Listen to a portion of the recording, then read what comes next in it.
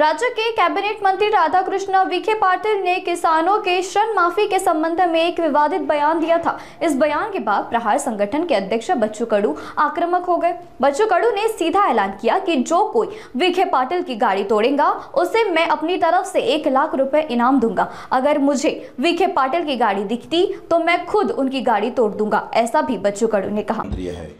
तुम्ही अशा पद्धतीने बोलत असेल, नाव राधाकृष्ण ठेवायचं आणि कृत्य मात्र कंसाची करत असेल तर हे कंसाची औलाद हाकलून काढा त्या पार्टीतून। तुम्ही तुमच्या मुख्यमंत्र्याला शेर द्यायला लागले का? फडणवीस साहेब एका इकडे कर्जमाफीची घोषणा करतात, तारीख देतं आणि हे वाचाळवीर मंत्री महोदय सांगते का कर्जमाफी किती डाव द्यायची, काय करायचं, किती डाव लुटायचं तुम्ही त्याचं ठरलं नाही पाहिजे? अरे शुक्र माना लोक तुम्हाला मारत नाही। मी तर म्हणतो जो राधाकृष्ण विखे पाटलाची गाडी फोडून ना त्याला 1 लाखाचं बक्षीस मालायको। मी तर फोडणार होता भेटला तर, पण हे नालायकी थांबवा, आम्ही सहन करणार नाही। 11,000 रुपये क्विंटलच्या भावाची शिफारस केली राज्य सरकारनं कापसाची आणि मोदी सरकारनं जाहीर केले 8,000 रुपये। लाज वाटते? सोयाबीन 2,000 विकावं लागतं, तुम्ही कापूस आयात केला। धानाले भाव नाही, कापसाले भाव नाही, तुरीले भाव नाही, केळीले भाव नाही, संत्राले भाव नाही।